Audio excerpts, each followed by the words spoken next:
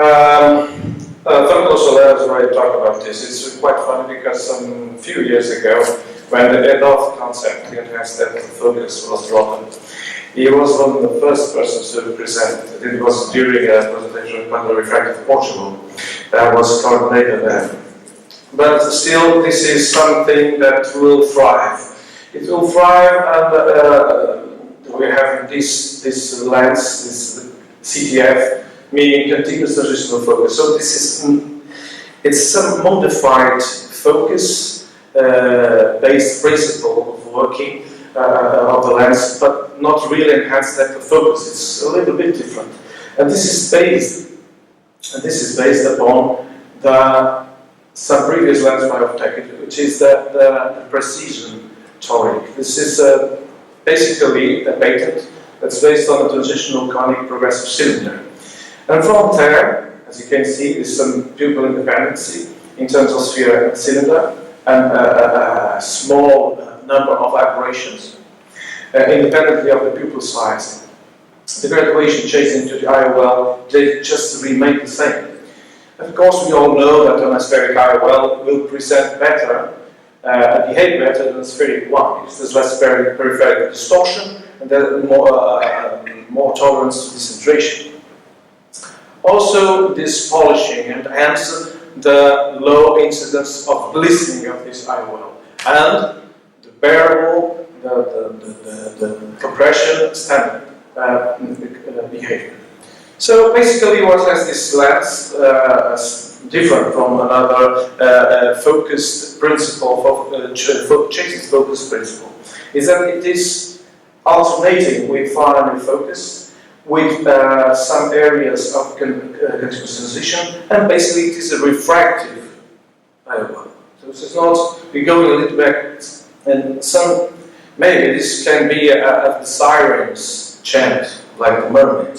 So there are a lot of works that have shown us during these few past years that refractive IOLs, multifocal refractive IOLs, wouldn't behave as well as diffractive based IOLs.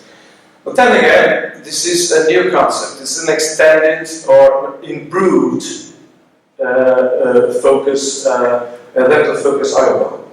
And just for the sake of the specifications of this IOL, it is a refractive, it's a hydrophilic and hydrophobic. It has an addition, which is this matters at the plane of IOL of plus 275. And then again, here we see the diagram of this design.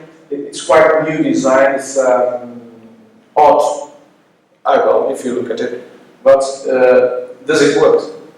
Does it work? So basically, and I'll go through this. The principle is that you have here a continuous transitional focus, meaning that you have for some distance, and we'll show the defocus curves, some distance you have this array of focus, which privileges the intermediate distance. So again, overlap for intermediate vision. This is the benchmark test. You have here an improved intermediate focus. There are some preliminary results. They come from a prospective study that was involved as the core investigation with this. I have to quote, of course, and we have a follow-up of 3 months. So far, we have very good distance visual acuity,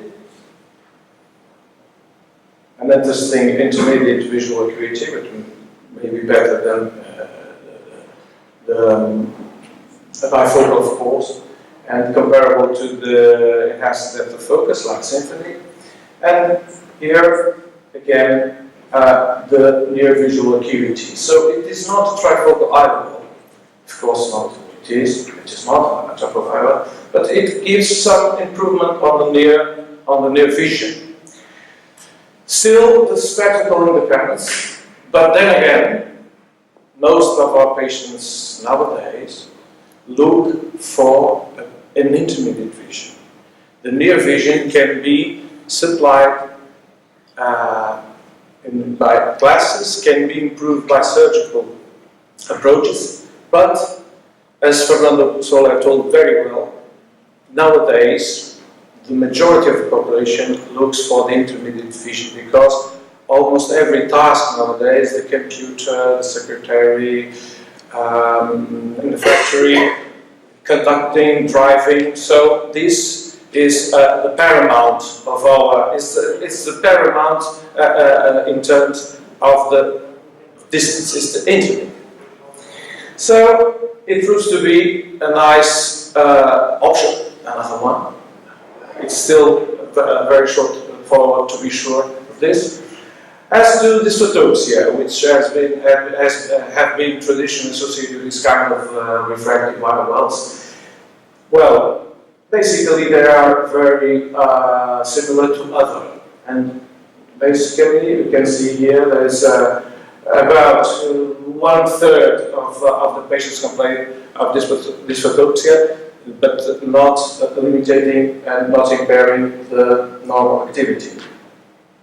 So, in summary, I think there's still a long way to go.